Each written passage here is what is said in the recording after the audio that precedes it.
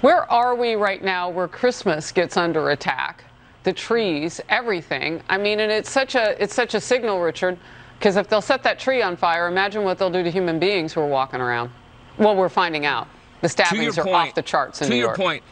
You might have missed what Fox News host Harris Faulkner said towards the end there, but she said the stabbings are off the charts in New York. Yeah, and to your point, if Fox would put as much energy into decrying the anti-vaxxers, we now have 800,000 people dead and one tree that's destroyed.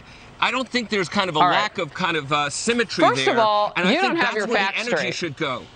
Because many of us talk about being vaxxed, boosted. So if you want to point a finger and call somebody anti-vax, you got to get your facts straight. Here are the facts if Ms. Faulkner wants the facts. Let's look at the stabbings. Since the start of this year, New York City has seen 443 murders and 21,192 felony assaults. In 2020, there were similar figures with 437 murders and 19,423 felony assaults. In New York, an assault occurs when a person injures someone else without legal justification, and for it to be a felony, the victim must suffer some sort of physical injury from a weapon or dangerous object, like a knife, but can also include shooting a person with a gun. A felony assault can also occur even if the original intent was to commit another felony, such as robbery. As a quick aside, do Republicans want stronger gun laws? Do they want to aid low-income individuals such that robbery seems like a less appealing option? Along the same vein, do they care at all that corporations and politicians are robbing everyday Americans with starvation wages and tax cuts exclusively for the rich? Or can they only criminalize people in an effort to ramp up our already militarized police? How has that worked out?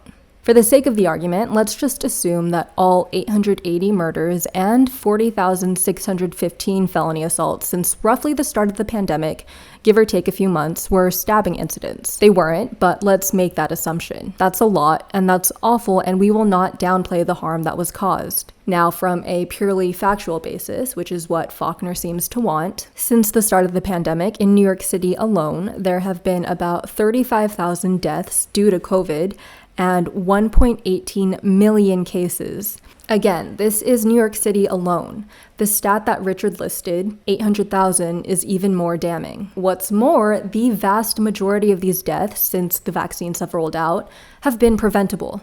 We could see daily COVID deaths drop to almost zero if people would increase their vaccinations. And this is what's tragic about the story, is that every death that occurs now is totally preventable. But you know what? She is right. Because while the most popular people on the network are saying this about the vaccine, I never told anyone to get a vaccine. So it's clear we can't vaccinate our way out of this. Congressman, do you plan on complying with this ridiculous non-science-based mask mandate? COVID-19 now is about Marxism. This is the broader purpose of the left. You can't force me to take a medicine I don't want. If you can do that, why can't you sterilize me or lobotomy? What can't you do to me? Most people are going along with this because they're afraid. A few brave souls are not. The science shows the vaccine will not necessarily protect you. It's not protecting many people. And what if Fauci's one solution doesn't work? Just entertain that idea for one moment.